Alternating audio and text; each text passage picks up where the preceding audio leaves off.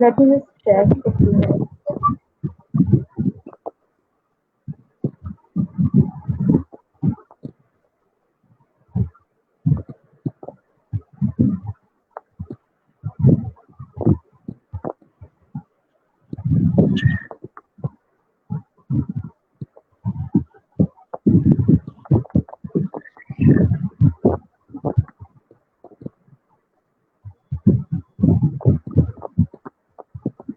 There's a lot of noise in between. मेरी तरफ से Uh, ही मुझे आवाज ज्यादा नॉइज ज्यादा लग रही है, फिर आपकी तरफ से भी? I'm not facing any sort of noise actually. Maybe my headphones are. Now, Yeah, it's better. It's better. it's better. Okay.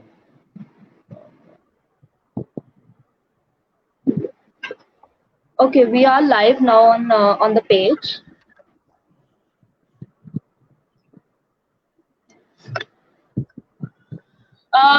So hope you guys are listening to us.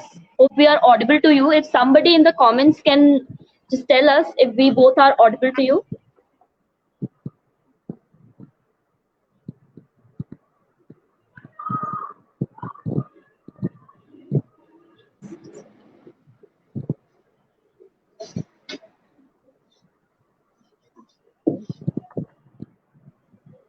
Yeah. Okay सबसे पहले तो जो आंगन के इस live session से जुड़ रहे हैं, थैंक यू सो मच हम लोगों का हौसला बढ़ाने के लिए। आंगन की शुरुआत अभी कुछ महीने पहले ही हुई है and we are receiving immense response and overwhelming response from all of you. Thank you so much हम लोगों को इतना सराहने के लिए। हम बिल्कुल नए हैं, अभी इस प्लेटफॉर्म को लेकर आए हैं and the support you people are giving us is immense. Thank you so much. And आज आंगन के फेसबुक लाइव पर हमारे साथ जुड़ रही हैं एक बेहद ही खास मेहमान फैजी खान, जो जिनके बारे में मैं जितना बोलूं उतना कम है, because she is a writer, she is a poet, she is a story teller and she is an entrepreneur also. Faizi की खुद की फाउंडेशन भी है ख्यालों की उड़ान, जिसके बारे में हम बहुत डिटेल में इस लाइव सेशन में जरूर बात करेंगे, क्योंकि जब मैं खुद इस फाउंडेशन के बारे में, इस इनिशिएटिव के बारे में पढ़ रही थी and it was so intriguing, क्योंकि उसका प्रेजेंट माहौल जो इस समय बना हुआ है उसके साथ जो उसका रेलेवेंस है वो काफी ज्यादा है। तो इस लाइव सेशन में हमारे साथ आप सभी जुड़े रहिए और थोड़ा सा इंतजार करते हैं कि और लोग हमसे जुड़े, ताकि इस लाइव सेशन का जो मकसद है, जो पर्पस है, वो फुलफिल हो सके। Thank you, Sumit. Thank Hello. you so much. Thank you, Shivangi, for this beautiful introduction. And I went through your profile as well. It was wonderful. आप बहुत सारे मौजू पे लिखती हैं और जो करंट इश्यूज हैं आप उन पे भी इतने अच्छे से लिखती हैं। आप अपनी आवाज़ उठाती हैं अपने कलम के जरिए से। तो होता है कि मेरी आदत है कि मैं थोड़ा सा होमवर्क कर लेती हूँ, तो मैं आपकी प्रोफाइल से भी गई और बहुत ही अच्छा आप लिखती हैं और एक अलग आवाज़ है आपकी कलम की। अभी बहुत सारी सिमिलैरिटीज हैं जिनके बारे में आज इस सेशन में बात करेंगे एंड उन सिमिलैरिटीज की वजह से मतलब जब मुझे पता चला okay I have to take her interview, जब मैंने सिमिलैरिटीज देखे कि ओ माय गॉड इतने सारे सिमिलैरिटीज, अब तो इंटरव्यू लेना ही लेना है। और आज आपने कुर्ता भी हम लोगों ने सेम पहना है, मैचिंग पहना है, luckily, fortunately.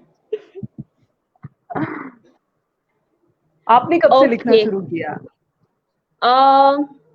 I think it's been 3 years now. When I was in the first year of the graduation, I started writing poems, and then journalism में स्टोरी टेलिंग, आप तो स्टोरी टेलिंग करते हैं, आप ज्यादा अच्छे से समझेंगे भी कि जर्नलिज्म में story telling is very very important, right? तो उसी के साथ डेवलप होते गए स्किल्स, जितना भी लिख पा रही हूँ, दैट्स इट। गुड। ओके, तो इस लाइव सेशन की अब हम शुरुआत करने जा रहे हैं। नमस्कार दोस्तों, मैं शिवांगी और आप सभी का स्वागत है आंगन पेज के इस लाइव सेशन में। और आज हमारे साथ जुड़ रही हैं बेहद ही खास मेहमान फैजी खान। और इस सेशन की शुरुआत एक पॉजिटिव मोड पर करते हैं कुछ पंक्तियों के साथ। चलो जिंदगी को जिंदा दिली से जीने का एक उसूल कायम करते हैं, रोज कुछ अच्छा याद रखते हैं और कुछ बुरा भूल जाते हैं।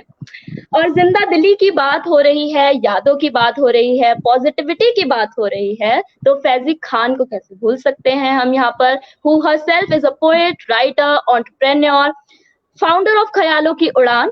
और ये यूपी के बिजनौर से आती हैं, और मैं खुद भी उत्तर प्रदेश से ही हूँ, लखनऊ से, फ्रॉम द कैपिटल सिटी।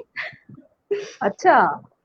या एंड सबसे बड़ी बात जो है वो ये है कि इतनी सारी चीजों के बीच वो फिटनेस के लिए भी फैजी टाइम निकाल लेती हैं, फिटनेस फ्रीक भी हैं। तो आज शुरू करते हैं, इस लाइव सेशन की शुरुआत करते हैं। आप फैजी, सबसे पहले तो आप बताइए कि ख्यालों की उड़ान ये क्या है, किस लिए है, किसके लिए है, और इसकी शुरुआत कैसे हुई? इसकी जो आइडिया आया उसकी शुरुआत हुई 2017 में। मुझे डेंगू हुआ था, और डेंगू शायद जिंदगी का एक वो वक्त था कि मैं बहुत ज्यादा चीजें करती रहती थी, कभी ये कर रही हूँ, कभी वो कर रही हूँ, वीकेंड बिजी है, वीकडेज भी बिजी है। तब मैं जॉब करती थी, जॉब भी कर रही हूँ और जिंदगी इंजॉय भी कर रही हूँ, ट्रैवल भी कर रही हूँ, फ्रेंड से भी मिल रही हूँ और बहुत सारी चीजें कर रही हूँ। तो शायद डेंगू के दौरान सेल्फ रिफ्लेक्शन का बहुत ज्यादा मुझे टाइम मिला।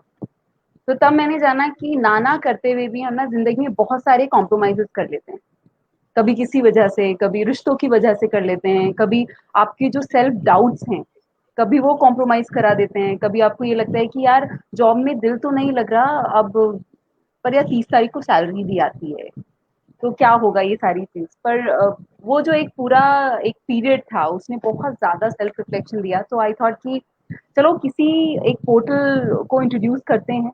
तो मैंने अपना ब्रेन चाइल्ड ख्यालों की उड़ान 2018 में इंट्रोड्यूस किया, जनवरी में, जिसमें मुझे लगा कि जो छोटे छोटे कॉम्प्रोमाइजेस होते हैं पूरे दिन में, जो हम जाने अनजाने में करते हैं, जो छोटे छोटे आप हम सप्रेस करते हैं और वो एक वक्त के बाद ना नासूर में तब्दील हो जाते हैं, तो मैं उसके बारे में लिखना चाहती हूँ। तो फिर मैंने वो लिखना शुरू किया। पहले सिर्फ स्टोरी राइटिंग करती थी, फिर 2018 के सितंबर में मैंने पहली बार परफॉर्म किया। एक एक पोर्टल है कला मंथन, तो कला मंथन के जो फाउंडर हैं वो मेरी कहानियां पढ़ा करते थे, तो उन्होंने कहा कि hey why don't you perform your story. और मैं थोड़ी शाई हूँ, थोड़ा रिजर्व नेचर है, पर मैंने कहा कि यार मैं स्टोरी टेलर नहीं हूँ, मुझे पर्दे के पीछे रहना है, मुझे कहानी लिखनी है, स्क्रिप्ट वगैरह लिखनी है। मैं क्या, why don't you give it a try. तो मेरी एक कहानी है भूख। तो वो उन लोगों के लिए जो कन्वेंशनल चीजें छोड़ के अनकन्वेंशनल स्टैंड लेते हैं अपनी जिंदगी में। तो जब भूख आई, और उसमें बहुत सारे फिलर्स थे उस कहानी में, क्योंकि जाहिर सी बात है पहली बार कोई परफॉर्म करेगा तो बेडागर, पर शायद लोगों के दिल तक वो पहुंची, क्योंकि वो चीजें सब लोगों ने कहीं ना कहीं फील की हैं कि जब आपको भूख लगती है और बेहद भूख लगती है तो आप अपनी वैल्यूज पे क्वेश्चन करने लग जाते हैं।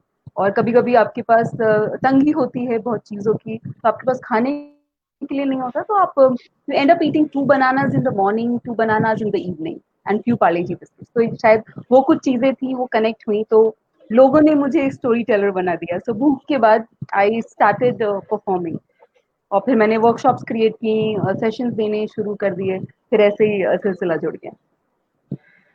Okay, that's really great.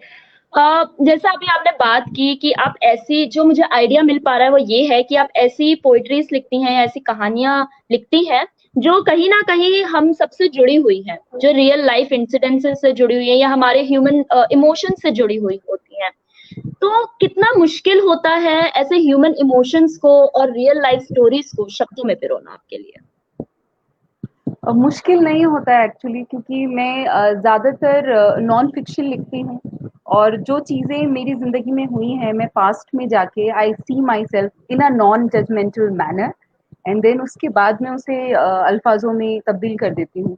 तो वो मुश्किल नहीं होता, पर अपने आप को पहचानना बहुत ज़्यादा डिफिकल्ट सी चीज़ होती है, जब आप बिल्कुल नॉन जजमेंटल होके अपने आप को देखते हैं कि आप इंसान कैसे हैं, या फिर आपने पास्ट में गलतियां की हैं तो क्या की हैं, अगर अच्छी चीजें की हैं तो क्या की हैं। तो वो ऑब्जर्व करना, फिर उसको शब्दों में पिरो के लिखना, ये सिलसिला जारी रखता है, जिसमें जो मेरी पर्सनल ग्रोथ है वो दिन ब दिन अच्छी होती जाती है। तो आप अपनी नौकरी जो कन्वेंशनल जॉब थी उसको ज्यादा एंजॉय करती है या स्टोरी टेलिंग को?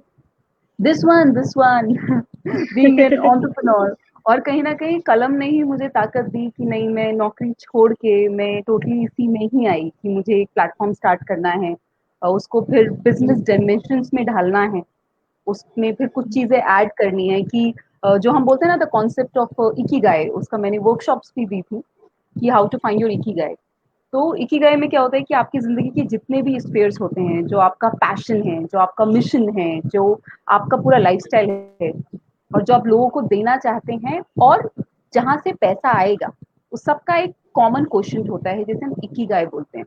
क्योंकि जो भी आप पैशन करते हैं, जैसे होता है ना कि यार I am very passionate about this thing, तो इस वजह से ठीक है, it's okay not to have money from that, पर आइडियली आप पैशन की चादर ना काफी दिनों तक ओढ़ नहीं पाते।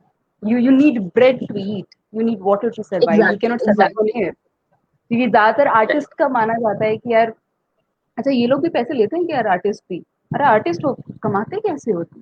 तो इट्स मोर ऑफ दिस, पर सारी चीजों को कंबाइन करके कुछ चीजें होनी चाहिए, तो ऐसे होता है फिर। कलम ने ताकत दी ओके, और एंटरप्रेन्योरशिप की जो जर्नी है वो शुरू की और फिर सब लोगों की मोहब्बत मिली and things are going good. That's बहुत ही अच्छी जर्नी रही होगी आई एम श्योर, ये पूरी की पूरी सेल्फ रियलाइजेशन की, देन अपना पैशन फॉलो करना। आई टेल यू व्हाट, इसी बीच में भी ये भी एक मुझे लगा कि एक रिलेटेबल चीज हो सकती है, like you followed your passion, so I was also pursuing another course before coming to journalism. And एक फैमिली प्रेशर होता है ना कि okay everybody in the family उन्होंने एक ही सब्जेक्ट पढ़ा है, तो you also have to you know read that subject, and then आपको भी वही बनना है क्योंकि वो एक सेफ करियर ऑप्शन है। And suddenly I introduce to this profession journalism, क्या होता है, नया नया सब लोग कर रहे थे, एंड आई रियलाइज कि नहीं यार, this is something that I should do. And at the end of the day I pursued my passion कि नहीं यार, 3 साल अपनी लाइफ के ऐसे वेस्ट नहीं करने, एंजॉय करना है उसको। And so I also pursued my passion. Let's see कहाँ तक ये जर्नी जाती है। You are much intelligent generation then, because I wasted 6 years of my life doing BCA, bachelor's in computer applications, Yeah. master's in computer applications, plus 6 years of job. You are way smarter. Okay, so सबसे मुझे एक चीज जो मुझे inspire करती है after looking at you is that आप इतने सारी चीजें कर रहे हो, आप पोएट्री भी कर रहे हो, स्टोरी टेलिंग भी कर रहे हो, स्टोरीज लिख भी रहे हो, देन आप एंटरप्रेन्योर भी हो, which itself is a very busy job, and उसके बाद आप फिटनेस को भी ध्यान देते हो, और भी दिन में आई एम श्योर और भी हजारों काम होते होंगे जो आप मैनेज करते होंगे। तो ये सारी चीजें how do you manage? Because मेरा तो ऐसा है कि यार सुबह घर से निकली, घर आई एंड मैं तो बेड पे आके पड़ जाती हूँ, मम्मी खाना दे दो। ये अपने आप चीजें हो जाती हैं अगर if you have the fire in the belly. और एक्चुअली जिंदगी भी ऐसी होती है, your one day is like miniature of your life जो कहा जाता है। तो मैं हर एक दिन ऐसे ही जीती हूँ कि उसमें सारी चीजें मैं करूँ, ताकि होता है ना कि आप रात में अपने आप से सवाल जवाब करते हैं ना कि यार पूरा दिन कैसा था, क्या चीजें अच्छी थी, क्या चीजें अच्छी नहीं थी। तो एक पूरे दिन में सारी चीजें होनी चाहिए, तो वो टाइम मैनेजमेंट हो जाता है। मैं चीजें बहुत भूलती हूँ तो मैं गूगल कैलेंडर में मार्क करके रखती हूँ। और जो लोग मेरे करीबी दोस्त हैं वो जानते हैं कि मैं छोटी छोटी चीजें भी, जैसे दूध लाना है या फिर आलू गर्म करने हैं, कुछ आटा लेके आना है, तो वो सब ना मैं अपने कैलेंडर में मार्क करके रखती हूँ डिपेंडिंग ऑन द वीक, क्योंकि मैं बेहद भुलक्कड़ हूँ। Okay okay, that's awesome actually. और जो दिस जो इज वेरी चीजें मुझे इंस्पायरिंग करनी एक्चुअली। पसंद है, जो जो चीजें मुझे करनी पसंद है मैं वो सब करती हूँ, क्योंकि जिंदगी का पता नहीं होता यार कभी मोड़ ले ले, तो इसलिए। एग्जैक्टली, दिस इज समथिंग हम सबको सीखना चाहिए एक्चुअली, क्योंकि आजकल का जो जनरेशन है, स्पेशली मैं अपने आसपास के लोगों को भी देखती हूँ who are of my age, हम डिप्रेशन में जा रहे हैं, हम सैड हैं, हम रो रहे हैं बैठ के, राइट? मतलब जो कहते हैं ना, बिल्कुल नेगेटिव थॉट्स अपने मन में पाल लेना, एंड उसकी वजह से आप आगे कुछ नहीं कर पाते। You sacrifice all of your life कि यार मैं डिप्रेशन में चला गया, मेरी लाइफ खत्म हो चुकी है, अब मैं कुछ कर नहीं सकता हूँ। तो I think like you said कि अब एक ही लाइफ है, सब कुछ करके ही जाना है।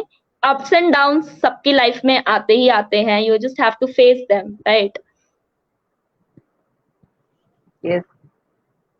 तो अब आपको क्या चैलेंजेस, आपने भी बोला कि आप एकदम से एंटरप्रेन्योरशिप में आ गए, फिर you also start discovered your talent कि आप लिख सकते हो, उसके बाद आप उसको सुना भी सकते हो एक प्लेटफॉर्म के ऊपर, जिसके लिए इटसेल्फ एक कॉन्फिडेंस अपने अंदर डेवलप करना पड़ता है कि आप पहली बार आपको कोई स्टेज पे खड़ा कर दे, that too for an activity जो आपने कभी की ही नहीं है।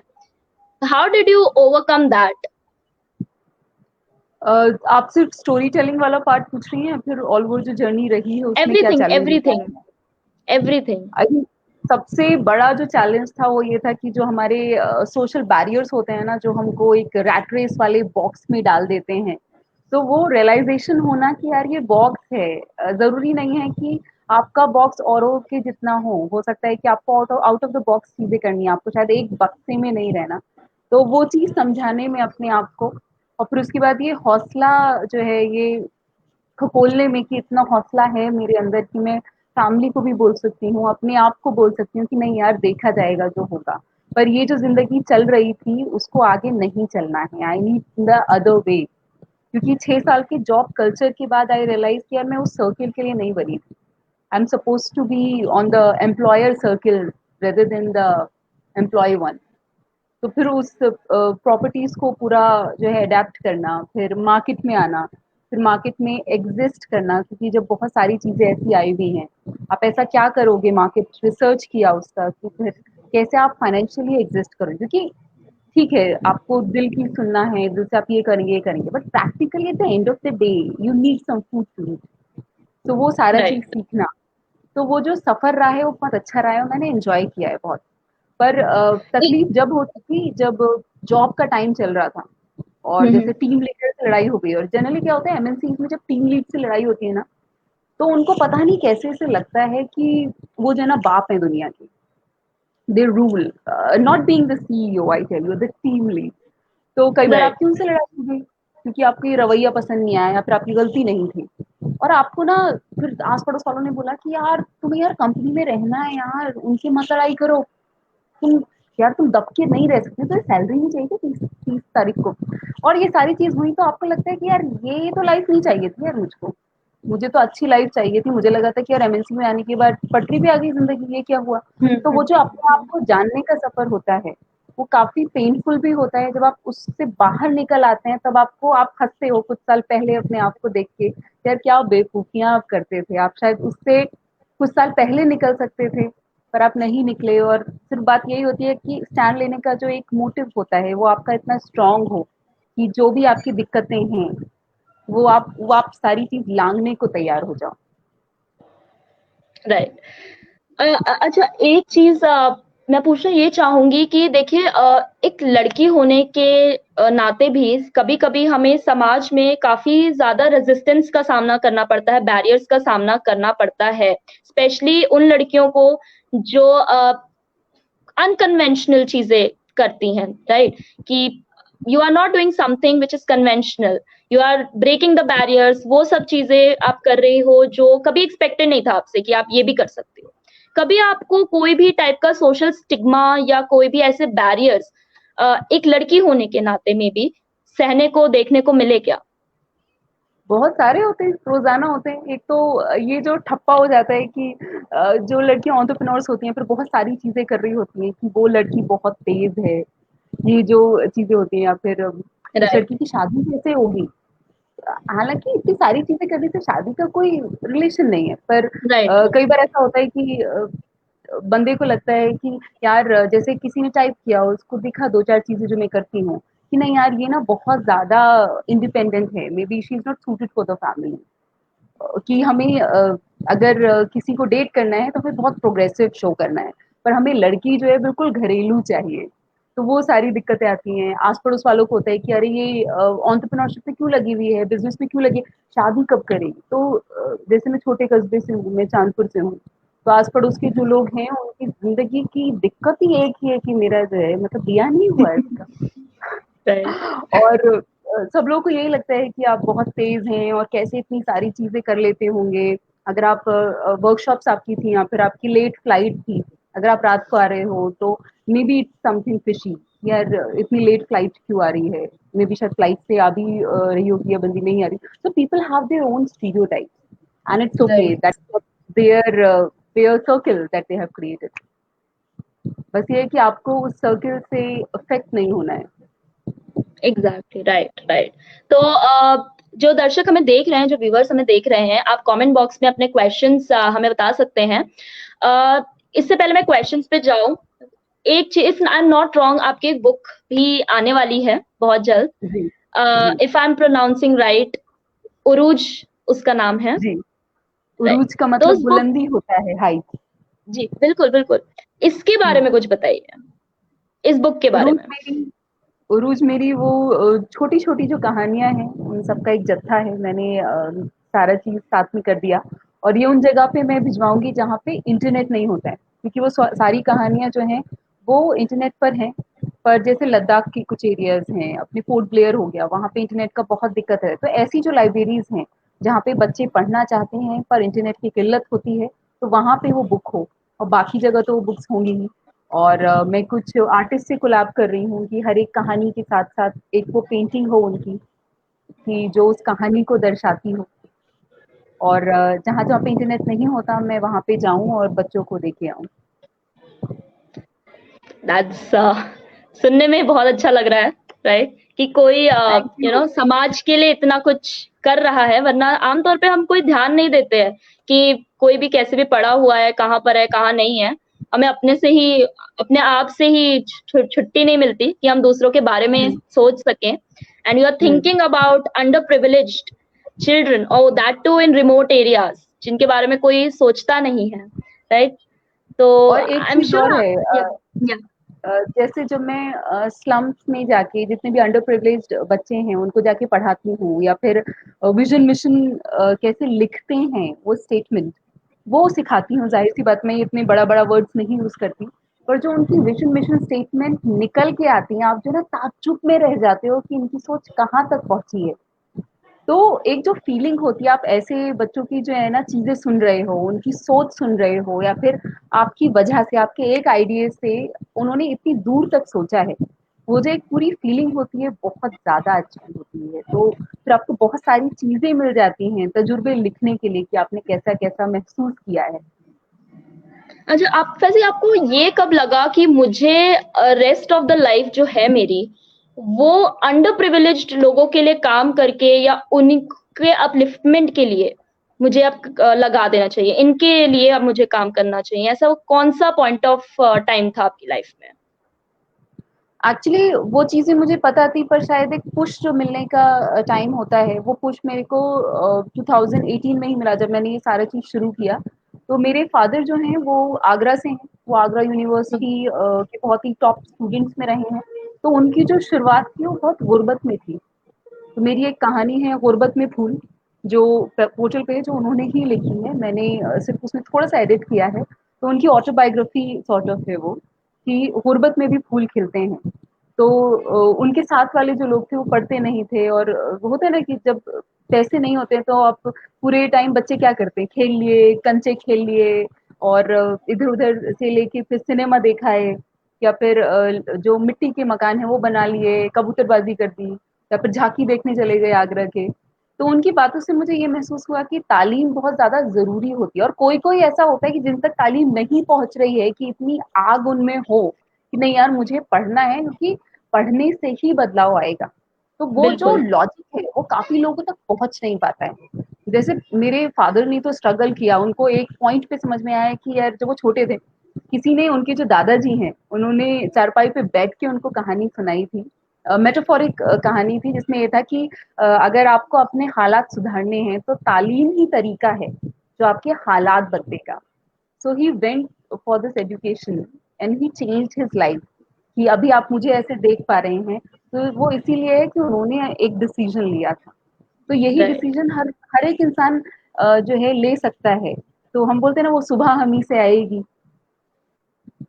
साहिल राइट. लुधियानवी साहब का जो लिरिक्स है. तो वही चीज है. तो मैं उस लॉजिक को लोगों तक पहुंचाना चाहती हूँ कि अगर आप गुर्बत में पैदा हुए हैं तो वो आपकी किस्मत नहीं है। आपकी किस्मत आपके हाथ में होती है, और अगर आप मेहनत करें और चीजें समझें तो आप अपनी किस्मत खुद लिख सकते हैं। बिल्कुल, वंडरफुल थॉट। तो एक बार अब देखते हैं, कुछ लोग क्वेश्चंस पूछ रहे हैं। तो एक क्वेश्चन है, सोशल ऑब्जर्वेशन को शब्द देकर उसे कहानी में लिखना और स्टोरीज के सहारे बदलाव, सामाजिक बदलाव की उम्मीद रखना, इसके बारे में आपकी क्या राय है? ये बिल्कुल सही है, क्योंकि जब कहानियां आती हैं, कहानियों का इतना ज्यादा असर होता है कि पूरा जो एक दौर है वो बदल जाता है। जैसे हम पुराने वक्त में देख लें, जैसे अभी प्रेमचंद साहब की अभी बर्थडे थी, 140th बर्थडे। जी, तो जो कोई इंसान 140 साल पहले, और उसके बावजूद अभी तक हम उनकी कहानियां पढ़ते हैं और सेलिब्रेट कर रहे हैं। हमारे अंदर एक चेंज आ जाता है। जैसे नमक का दरोगा जो कहानी है, मेरे फादर ने अपने टाइम में पढ़ी थी, आगरा में जब वो होते थे, और 70s में, आई बिलीव 70s 60s में। और नमक के दरोगा का उनपे इतना ज्यादा असर पड़ा है कि उन्होंने वो पूरी कहानी अपनी जिंदगी में उतार दी। उन्होंने आज तक कभी रिश्वत नहीं ली, वो बहुत ही स्ट्रिक्ट प्रिंसिपल रहे हैं। इतना कि लोगों को बहुत डर लगता था कि अरे खान साहब की अगर ड्यूटी लग जाएगी ना तो हम चीटिंग नहीं कर पाएंगे। बहुत ज्यादा सख्त थे, बहुत जो है ना ईमानदार रहे हैं हमेशा से। तो क्यों? क्योंकि उन्होंने नमक का दरोगा पढ़ी थी। जैसे आज भी हम ठाकुर का कुआं पढ़ते हैं तो हमारे रोंगटे खड़े हो जाते हैं कि बस दौर बदल गया है, चीजें वही रही हैं, बस चीजों की शक्ल राइट, बदल गई है। Right, exactly. तो अगर ऐसी कहानियां आप पढ़ते हैं, ऐसे उपन्यास अगर आप पढ़ते हैं, तो आपके अंदर ना एक बदलाव आता है ना, आपको लगता है कि यार मेरा रोज का खाना कमाना वो काफी नहीं है, this is more that I need to give it to the world.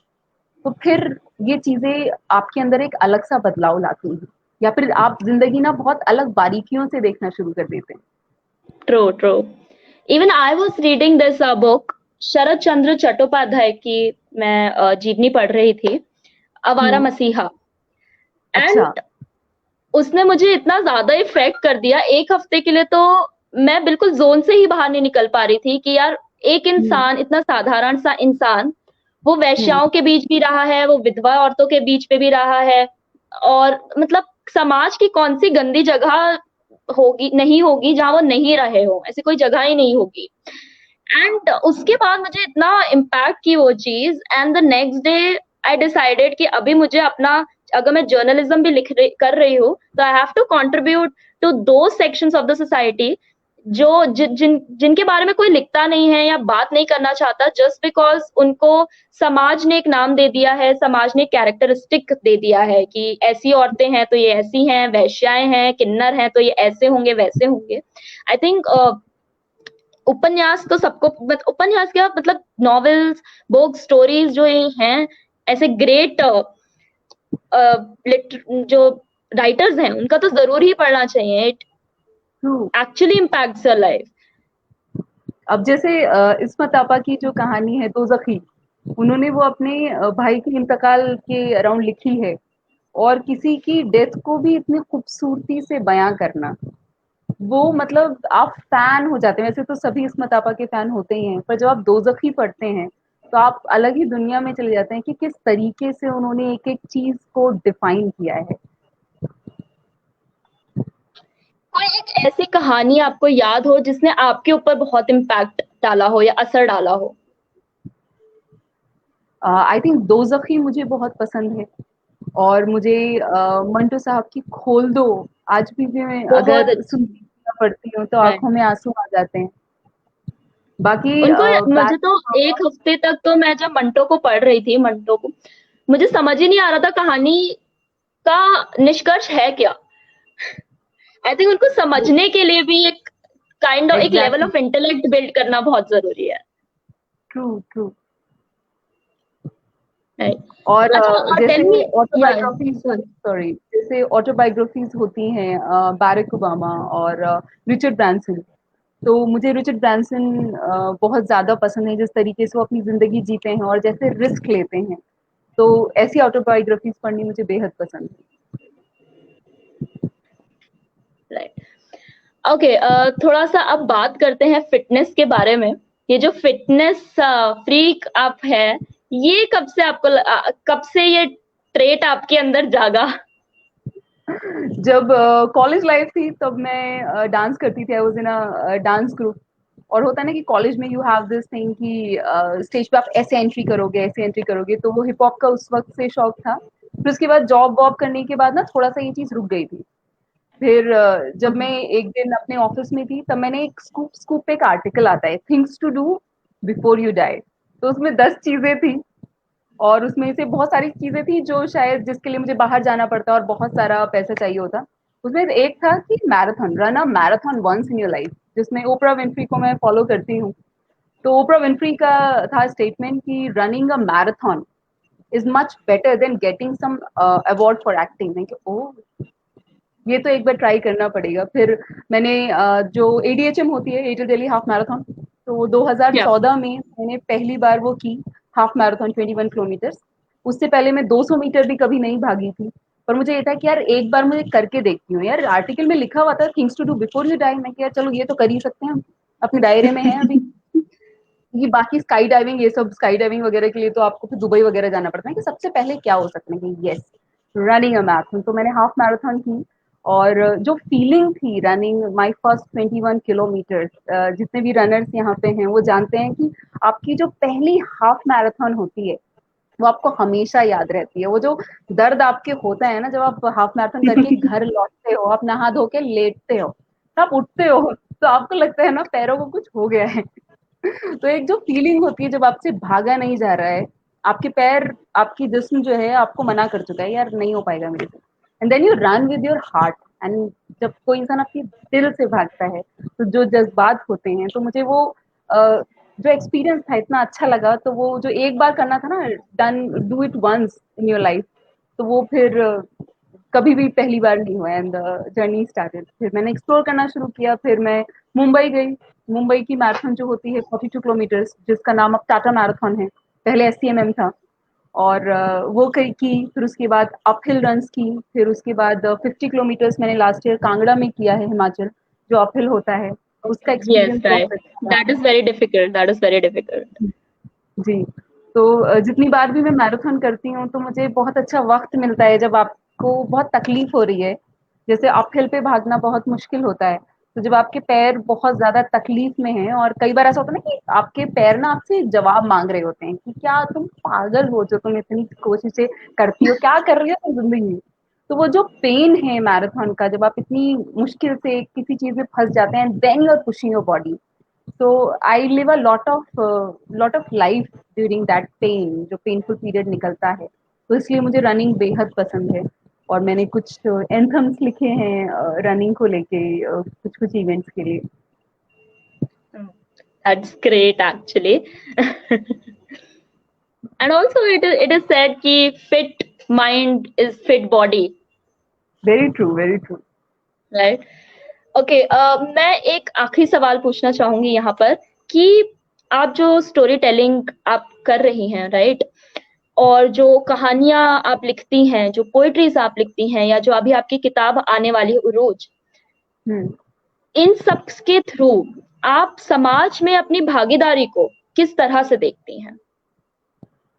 जो भी कोई इंसान कहानियां पढ़ता है उसको एक मॉरल मिलता है। भले ही वो 2 मिनट की कहानी पढ़ रहा हो, 5 मिनट की हो, फिर 15 मिनट की हो, पर वो जो कहानी है उसकी जो विजुअलाइजेशन है आपके सामने रहते हैं और आपके फिर दिल में रहते हैं। अगर कहानी ऐसे मौजू पे है जो आपको कहीं ना कहीं हिट की है, it will remain in your heart for ever. तो जब तक आपकी सोच नहीं बदलेगी या फिर आपके अंदर एक पावर नहीं आएगी, तब तक आप अपने लिए जो है स्टेप नहीं लेंगे आगे। तो मुझे लगता है कि अल्फाजों का, आपकी जो कलम होती है उसका बहुत ज्यादा इंपॉर्टेंस होता है कि आप क्या लिख रहे हैं, किन मौजू पे लिख रहे हैं, किन लोगों के लिए लिख रहे हैं। सो आपकी जो कहानियां हैं वो इन सारी चीजों को कवर करना चाहिए, एक पर्टिकुलर ऑडियंस नहीं, क्योंकि कई चीजों की अलग ऑडियंस होती है। जैसे रनिंग की अलग ऑडियंस है, तो उनको वो कहानियां पसंद आएंगी जो रनिंग से रिलेटेड है। जो और मौजू हैं, जैसे जो लोग अनकन्वेंशनल जॉब्स करते हैं, उनकी जो स्ट्रगल्स रहती हैं, वो स्टार्टअप वाले लोग समझ पाएंगे कि वो जो कहानियां हैं। राइट। तो और कहानियां हैं जैसे माँ और बेटी का जो रिश्ता है, या फिर बाप और बेटी की हुई हुई लड़ाई, वो जो कुछ यादें होती हैं, उन यादों से आपको क्या मॉरल मिलता है। जैसे मेरी जो कहानियां हैं उसके लिए लोग बोलते हैं कि जो बाप और बेटी की कहानियां हैं, अगर वो पढ़ते हैं तो उनको ये महसूस होता है कि I won't mention the name of a person, he is a businessman. उन्होंने जब मेरी कहानी पढ़ी बाप बेटी और पेन, तो उन्होंने ये रिफ्लेक्ट किया कि यार तेजी पता है मैं अपनी बेटी को सब दे रहा हूँ, आईपैड दे दिया है मैंने, और मैं खूब सारी गिफ्ट्स देता हूँ, और जब भी मुझे वक्त मिलता है मैं ट्रिप पे ले जाता हूँ, पर शायद मैं उससे ना रोज बात नहीं करता हूँ। तो उनको ये चीज महसूस हुई। और ये मेरे साथ इसलिए हुआ क्योंकि मेरे फादर मुझे बचपन में बहुत सारी कहानियां सुनाते थे।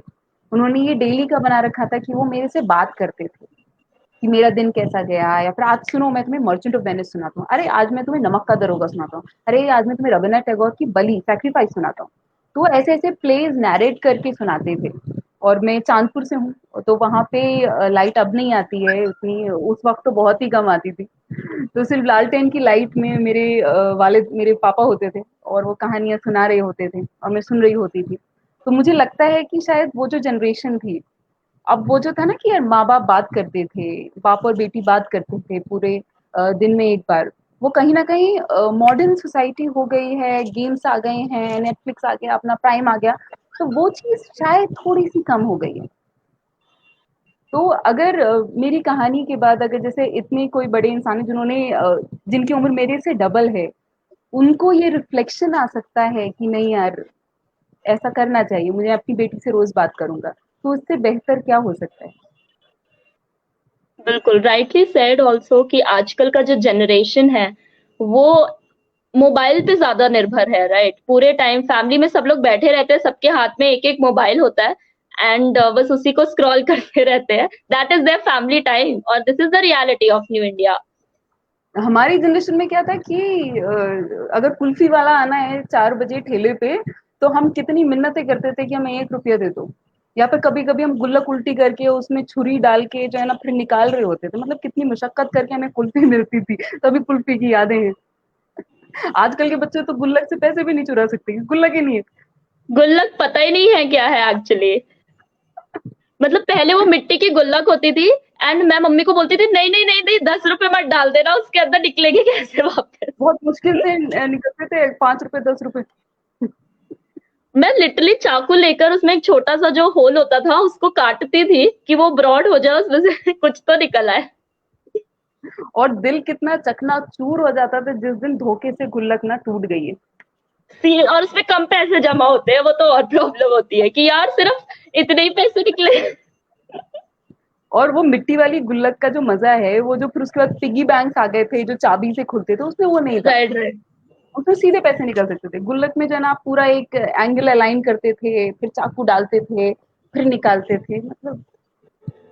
अच्छा यू गॉट अ कमेंट, ये पैरों से भी ख्वाब देखती है। ये मेरे ख्याल से कोई रनर होंगे, मैं अभी कमेंट देख नहीं पा रही हूँ। मेरा ये एक एंथम मैंने लिखा था रनर्स के लिए कि जी हाँ मैं ओके रनर हूँ, पैरों से ख्वाब देखता हूँ। तो अब दैट्स इसकी बात हो ही गई है तो आई थिंक कुछ लाइंस आप इस एंथम की अगर हमें सुना सके। Sure sure. अब मुझे प्रॉपरली तो याद नहीं, पर कुछ लाइंस हैं कि अ, खुद को खुद से मिलाने के लिए भागता हूँ, अपनी खुद ही एक नई पहचान ढूंढने के लिए भागता हूँ, जो रिश्ते शायद उलझ गए हैं वो गुत्थियां सुलझाने के लिए भागता हूँ, फिनिशिंग लाइन की जो दूरी है उसे मैं अपनी तकलीफों की दूरी नापता हूँ, दुनिया का सबसे कामयाब शेख चिल्ली हूँ, जी हाँ मैं रनर हूँ, पैरों से ख्वाब देखता हूँ। तो फिर ओ उसके माय बाद है गॉड। कि वाओ। मैं कभी दादी के साथ भागता हूँ, कभी मैं अपनी छोटी बच्ची के साथ भागता हूँ, कभी कोच के साथ भागता हूँ, और मुझे कितनी खुशी होती है जब मैं अपनी 21 किलोमीटर सब 2 में कर लेता हूँ, जैसे 1 घंटा 50 मिनट में कर ली, तो क्या खुशी का लेवल होता है। तो and how does it feel जब आप एक फिनिशिंग लाइन क्रॉस करते हैं, तो वो एंथम उसके ऊपर है। तो एक एडवाइस आप क्या देना चाहेंगे? There is a comment also, this is question basically कि हम्म। एक एडवाइस उन लोगों को, उन लड़कियों को जो अपना करियर एंटरप्रेन्योरशिप में देखती हैं और जो कहानियां लिखना चाहती हैं। सबसे पहले आप अपना नीश देखें, what is your niche, and then अगर आपने डिसीजन ले लिया है कि this is the thing, then just go for it. और आप रिफ्लेक्ट करें हर एक हफ्ते कि जो भी आपने बिजनेस के डिसीजन लिए कितने सही थे कितने गलत थे, उसमें क्या इंप्रूवमेंट होगा। फिर उसके बाद क्या एनालिसिस है। सबसे पहले आप अपना विजन मिशन लिखिए कि आपका जो डिसीजन है क्या आपको लगता है कि आप चाहती हैं या फिर आप एक्चुअल में चाहती हैं। बहुत लंबा सफर होता है, तो get a clarity in that and then just go for it. और उसमें प्रॉब्लम्स आएंगी, इट्स नॉट लाइक कि nothing is a bed of roses, तो इट विल हैव प्रॉब्लम्स, पर एक बार तय कर लिया है तो you just go for it. Okay, इस सेशन को खत्म करते हैं आपकी कुछ कविताओं के साथ, या कुछ भी जो आप हमारे दर्शकों को सुना सकती हैं इस टाइम पे। मैं प्रोज लिखती हूँ, पोइट्री तो मैंने अभी तक नहीं लिखी है। I just write the prose part, क्योंकि पोइट्री का जो एक राइम होता है मेरे को लगता है कि यार अभी तो वो सीखना है मुझको। हाल ही में मैंने 1-2 दिन पहले ही एक कुछ प्रोज लिखी थी दैट डिफाइंस की life is all about to find कि what I am and what I should be, क्योंकि what I should be is about this social things and what I am is what actually I am, जो हम अक्सर जो है खोज नहीं पाते हैं। I think it's like very short, it's a 2-minute one. Okay. अपने आप को समझाने का सफर लगता बेहद आसान है पर है उतना ही पेचीदा। तो आधा सफर क्या हुआ, क्या होना चाहिए और क्या मैं हूं, उसमें निकल जाता है। वो कहते हैं ना what I am and what I should B. जिंदगी खकोली तो देखा मुझे जो लगता था मैं वो बिल्कुल नहीं हूँ। बहुत सारे काम वो किए जो यकीन था एक अरसे पहले कि बिल्कुल नहीं करूंगी, और एक अरसे बाद समझ में आया कि शायद एक डिब्बे में नहीं रहना। बचपन से बताया गया है पढ़ना है, लिखना है, जॉब करना है, नाम रोशन करना है, और बैकग्राउंड में गाना चलता था वो जो साहिल लुधियानवी साहब का है ना, वो देवानंद की जो मूवी थी हम दोनों, उसका गाना, और उसका जो वो लाइंस थे, गम और खुशी में फर्क ना महसूस हो जहां, मैं जिंदगी को उस मुकाम पे लाता चला गया। तजुर्बा हुआ कि जिंदगी को वो सामाजिक बक्से में नहीं रहना। अगर जयपुर की मानसरोवर की 5 रुपए की थड़ी की चाय पसंद है तो ताज होटल का स्ट्रॉबेरी शेक भी पसंद है। सोशलिज्म सपोर्ट करती हूँ तो कैपिटलिज्म की भी कुछ चीजें पसंद है। सच्चाई पसंद है तो शेख चिल्ली भी बहुत हूँ। प्रेमचंद पसंद है तो मंटो भी बेहद पसंद है। DD1 का नीम का पेड़ सीरियल जो था पंकज कपूर वाला वो पसंद है तो जिम कैरी भी बेहद पसंद है। सोनी सोरी पसंद है तो सिमोन डी बेवर भी बहुत पसंद है। साड़ी पसंद है तो हाई एल्टीट्यूड पे जो ट्रैक पैंट पहनते हैं वो भी बेहद पसंद है। बहुत मेहनती हूँ, जितने भी लोगों से मिली हूँ सब यही बोलते हैं कि यार दुनिया में जितने भी हम लोगों से मिले हैं तुम उन सभी में से एक एक मेहनती जरूर हो, पर किचन की जब बात आए तो मानो बेड़ा गर्क।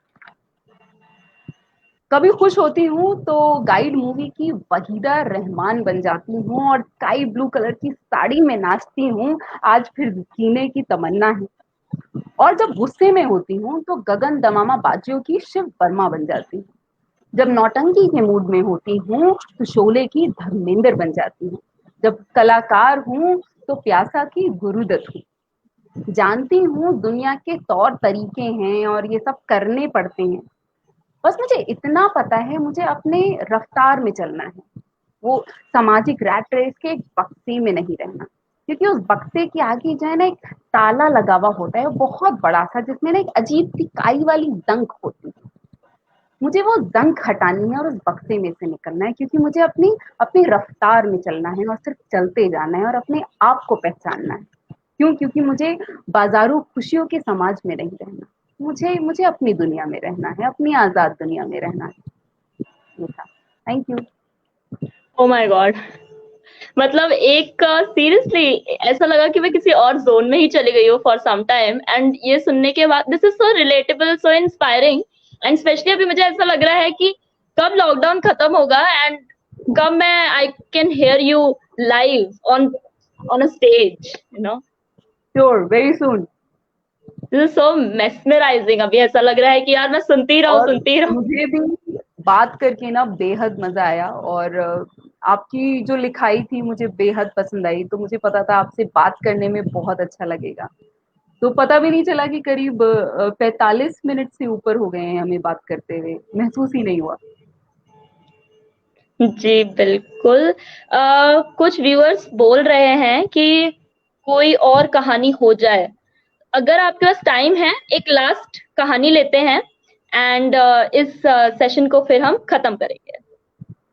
ठीक है, एक छोटी कहानी है जो काफी दिल के करीब है मेरे, और मैं अक्सर जज्बाती हो जाती हूँ, पर सबसे छोटी एक्चुअली वही है, जिसका नाम है अकेला।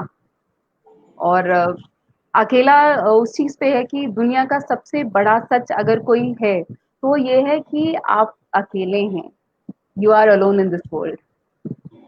तो क्या होता है कि सुबह का वक्त होता है और जिला जबलपुर, वहां पे एक बूढ़े माँ बाप रहते हैं दो, और जो आदमी है तो उनका नाम मान लीजिए राकेश।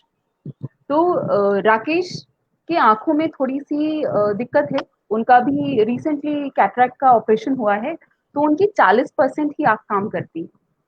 तो वो जो रिफ्रेश जो आई ड्रॉप होती है ना, तो उनकी जो वाइफ है वो सुबह शाम उनके रिफ्रेश की आई ड्रॉप डालती हैं, और फिर बोलती हैं कि अरे यार बाजार जाना है, और कोई मदद तो है नहीं, क्योंकि जितने भी बच्चे होते हैं छोटे शहरों में, तो उनके भी जो बेटे हैं वो मेट्रो सिटी में शिफ्ट हो गए हैं, और बहुत बोलते हैं कि यार मम्मा पापा आप ना क्या कर रहे हो यार छोटे से कस्बे में, आप जो ना दिल्ली आ जाओ, आप गुड़गांव आ जाओ यार, यहाँ पे सेफ है, हम लोग होंगे आपका ध्यान रखने के लिए। पर उनका दिल नहीं करता है कि वो मेट्रो सिटी में जाएं। तो क्या होता है कि वो बाजार जाते हैं, वो जो थ्री व्हीलर होता है ना जो 10 रुपए लेता है बाजार जाने का, वो उसमें बैठते हैं दोनों थैलों के साथ, और सब्जी मंडी जाते हैं, चीजें खरीदते हैं, आलू ले लिया और बैंगन ले लिया और टमाटर ले लिया, भिंडी ले ली, और फिर दूसरे में फ्रूट्स ले लेते हैं। और फिर क्या होता है कि आंखें तो कमजोर थी ही थोड़ी, तो उनका जो पैर है वो एक पत्थर से टकरा जाता है, उनको दिखता नहीं है जाने का, वो उसमें बैठते हैं दोनों। My voice is coming back, आप सुन बीच पा में रही हैं थोड़ा मुझे? सा एको, नहीं नहीं, हाँ हाँ हाँ, बीच में एक बार एको हो गया था but now it is clear. तो क्या होता है, राकेश का पैर थोड़ा सा स्लिप करता है और वो गिर जाते हैं, और ऐसे गिरते हैं कि उनके आंख के जस्ट ऊपर एक चोट सी लग जाती है, और उसमें से खून निकलने लग जाता है, और उनको थोड़ी सी बेहोशी सी आने लग जाती है, और उनका जितनी भी सब्जी है वो सड़क पे पड़ी हुई है, जो गाड़ियां हैं वो ऊपर से चल के जा रही हैं सब्जियों के ऊपर से, कि टमाटर बिल्कुल पिचके हुए हैं, जो आलू है उसके परखच्चे उड़ गए हैं। और किसी ने बोला फिर दूर से, अरे अरे वो तो, अरे कोई वहां पे बूढ़ा गिर गया है, अरे भागो भागो उसको उठाओ, बेचारे के खून निकल रहा है। वो आसपास लोगों को देख रहे हैं, एक एक तरफ गिरे पड़े हैं, और आंख हल्की सी खुली है, लोग भाग रहे हैं, ट्रैफिक निकल रहा है, और धुंधला धुंधला सा सब दिखाई दे रहा है। और धुंधले धुंधलेपन में भी वो कोशिश कर रहे हैं कि वो कैसे भी उठें, पर पता नहीं वो उठ नहीं पा रहे हैं, क्योंकि उनकी उम्र करीब 80 साल है। और होता है कि जब बच्चे घर पे नहीं है तो माँ बापों को खुद ही बाजार के काम करने पड़ जाते हैं। तो उस वक्त उनको बहुत अजीब लगता है कि एक एक वक्त था कि इस पूरे शहर को मैं जानता था, पूरा शहर मुझे जानता था, कि मैंने इतने सारे लोगों को पढ़ाया है, वो जो स्टूडेंट्स हैं वो बड़े भी हो गए हैं, इतने इज्जत करते हैं, और इन सब सड़कों पे मेरी एक छाप है, और आज मैं बूढ़ा हो गया हूँ तो कोई मुझे पहचान नहीं पा रहा। और उनके आंसू आंखों में थोड़ा थोड़ा सा आंसू होते हैं, और वो बहुत कोशिश कर रहे हैं उठने की, पर वो उठ नहीं पा रहे हैं। फिर वो अपने पास्ट में जाते हैं, जब उनका बचपन था, उनकी अम्मा ना उनको बहुत मारती थी, क्योंकि उनको बचपन से ही कोई भी गलत चीज मंजूर नहीं थी। जितने भी ऐसे लोग होते थे जो लोगों पे ज्यादती करते थे, या फिर कोई औरत को पीट रहा है, कोई मजदूर पीट रहा है, तो उनको वो चीजें बर्दाश्त नहीं होती थी, वो बेहद आग बबूला हो जाते थे। और उनकी अम्मा उन्हें मारती थी कि अरे लाला तेरे समझ में नहीं आता है, किसी दिन तू मारा जाएगा, तेरे तेरे कनपटी में क्यों ये चीज नहीं घूमती है। और तब भी वो दुनिया से लड़ जाते थे कि अरे देखा जाएगा, मुझे ऐसी जिंदगी नहीं जीनी। तो उनको वो सारी चीजें याद आती हैं, जो जितनी भी जिंदगी की मजबूती के जो लम्हे होते हैं वो याद आते हैं। वो उठते हैं, एक हाथ पीछे रखते हैं, पीछे शायद कोई रॉड थी, जो जंक वाली रॉड नहीं होती है, वो जो किनारे पे होती हैं, वो पकड़ के, और हाथ वाथ में पुराल उराल भी लग गई, जो सब्जी में पुराल लिपटी हुई होती है, उससे फिर उठते हैं। लोग आते हैं, उनको कुछ बर्फ वर्फ लगाते हैं, कुछ लेके जाते हैं कोई मेडिकल उनको। और उस दौरान उनको ये समझ में आ जाता है कि कई बार हम लोगों पे ना डिपेंड करने लग जाते हैं कि यार ये चीज हुई और बताओ इतनी सारी चीज हुई, तुम्हारी जो वाइफ थी वो साथ नहीं थी। अरे बच्चे क्या कर रहे हैं, बच्चे निकम्मे हैं जो बड़े शहरों में रह रहे हैं, माँ बाप बताओ गिरे पड़े हैं और ये जाने को तैयार नहीं। तो ये सब सुनना पड़ जाता है, पर उनको तब ये महसूस हुआ कि हम दुनिया में अकेले ही आए हैं और अकेले ही जाएंगे। आपके साथ जो भी कुछ हो रहा है, कोई कोई ऐसी ऐसे लम्हे हो सकते हैं कि जो आपके बहुत करीबी लोग हों वो आपके साथ ना हो, और उसमें कोई बुराई नहीं है क्योंकि आप अकेले हैं, और यही यही दुनिया का सबसे खूबसूरत और कड़वा सच है। वापस जाते हैं, उनकी वाइफ उन्हें देखती हैं तो वो भी बहुत ज्यादा ताज्जुब में होती हैं, फटाफट से उनकी पट्टी और साफ करती हैं, उनको कुछ दवाई देती हैं। फिर करीब 1 डेढ़ हफ्ते बाद उनका जो छोटा बेटा है वो आता है स्टेशन पे। और वो छोटा सा स्टेशन है क्योंकि जो छोटे शहर होते हैं उनके सिर्फ 2 ही प्लेटफॉर्म होते हैं, या तो ट्रेनें आती हैं जाती हैं, उससे ज्यादा होती नहीं है। तो उनका बेटा उन्हें जो है गले लगाता है और बोलता है, पापा ये क्या हो गया। और अब क्या है कि पापा जो हैं थोड़ा सा कन्नी काट लेते हैं, तो जितने भी माँ बाप हैं वो जानते हैं ये, और बच्चे भी जानते हैं कि माँ बापों को जब चोट लग जाती है तो बच्चों को बताते नहीं है, क्योंकि चोट माँ बाप को लगती है पर दर्द औलाद को भी उतना ही होता है। बस ये है कि वो फिजिकली दिखता नहीं है। तो फिर वो बोलते हैं कि पापा आपने मेरे से झूठ बोला, आपने मुझे बताया क्यों नहीं है। तो बोलते हैं कि वो मेरी गलती थी, मुझे ना वो दिखा नहीं था पत्थर। और जो उनका छोटा बेटा है वो बहुत कसकसा के रह जाता है, और फिर वो उसको बताते हैं कि अब राज कपूर के फैन जो हैं तो फिर यही कंक्लूड करते हैं कि कल खेल में हम हो न हो, गर्दिश में तारे रहेंगे सदा उनके निशान, जीना यहाँ मरना यहाँ। तो फिर दोनों घर पहुंचते हैं और बहुत जज्बाती होकर फिर वो ताहिरी खाते हैं आलू और प्याज के साथ, थोड़ी सी हरी चटनी के साथ, और हमाम साबुन से फिर नहला दिया जाता है उस बच्चे को जो उनका छोटा बेटा था। तो उस वक्त छोटे बेटे के हालात ऐसे होते हैं कि जब आपके माँ बाप, आपको ये पता चलता है कि यार पापा के साथ ऐसा हुआ कि पापा गिर गए, आप कुछ नहीं कर पाए ना, तो आप अपने आप से इतने सवाल पूछ लेते हैं कि आप कुछ भी नहीं कर पाए। आपके पापा जो हैं वो ऐसे गिरे पड़े थे मार्केट में, और आप यहाँ पे दिल्ली बैठे थे, तो आप ना अपने ऊपर ना इतने सवाल खड़े कर देते हैं। तो उस वक्त राकेश ने यही चीज अपने बेटे को समझाई कि इसमें तुम्हारी गलती नहीं है। ये चीज हर एक इंसान को समझनी चाहिए कि जरूरी नहीं है कि हमेशा करीबी लोग आपके साथ हों, कुछ भी हुआ है तो उसकी जिम्मेदार भी आप हैं, सब कुछ आपको खुद ही देखना पड़ेगा। बस फिर ऐसे ही उनकी शाम हो जाती। तो ये था अकेला।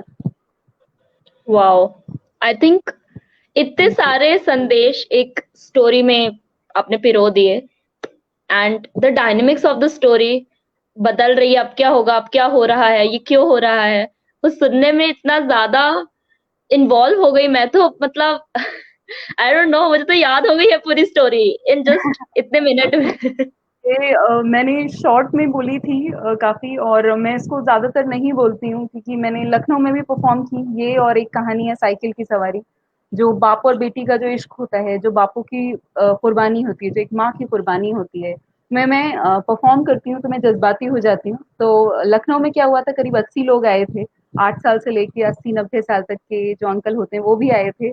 और साइकिल की सवारी जब उन्होंने सुनी थी तो वो सबके सब रो गए थे। जब मैंने 80 लोगों को रोते हुए देखा, तो जब मैंने दूसरी तीसरी बार परफॉर्म की तो मुझे खुद रोना आ गया था जब मैंने लोगों को रोते हुए देखा, क्योंकि साइकिल की सवारी मेरी खुद की कहानी है मेरे फादर के साथ। तो फिर मैं थोड़ा सा ये करती हूँ कि नहीं यार, फिर लोग रोएंगे फिर मैं रोऊंगी, this is not good. But I think this is, यही एक कलाकार का तोहफा होता है कि आप जो इमोशंस कन्वे करना चाह रहे हैं आपके ऑडियंस तक वो पहुंचा है, जो कहते हैं ना स्ट्रिंग्स आप टच करना चाहते थे वो टच हुए हैं, वो मैसेज आपका उन तक पहुंचा है, and I think this is the biggest gift, एक अचीवमेंट होता है एक किसी भी कलाकार के लिए, राइट? जी, एंड बहुत बहुत या शुक्रिया, आपको ये पसंद आई, बहुत इम्प्रॉम्प्टू और बहुत शॉर्ट करके बोली गई। बट एक्चुअली बहुत अच्छी थी सीरियसली। अब मेरा तो सच में अब पक्का हो चुका है कि जब भी whenever you will be performing live, सबसे पहला टिकट टिकट खरीद के भी आना पड़ेगा, I would be coming. Thank you so much.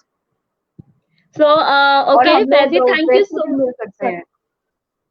हाँ, definitely definitely, you are such an amazing personality. And मुझे तो बहुत ही अच्छा लगता है ऐसे लोगों से मिलना, उनसे बात करना, उनसे इंटरेक्ट करना। Same here and I love talking to you. जिस तरीके से आप बातें खोजती हैं और बातों में से बातें निकाल के पूछती हैं, तो ऐसा लगा ही नहीं कि कुछ ऐसा इंटरव्यू चल रहा है, कुछ इट सीम्स टू बी कि आप किसी दोस्त से ही बात कर रहे हैं। Okay, thank you so much actually. Okay, so Faizi, thank you so much आज आंगन से जुड़ने के लिए, and all the very best for your future ventures, for your future endeavours, and Urooj के लिए सबसे ज्यादा थैंक यू, कि आई होप थैंक कि you, it would be a successful, it would be a big success Urooj.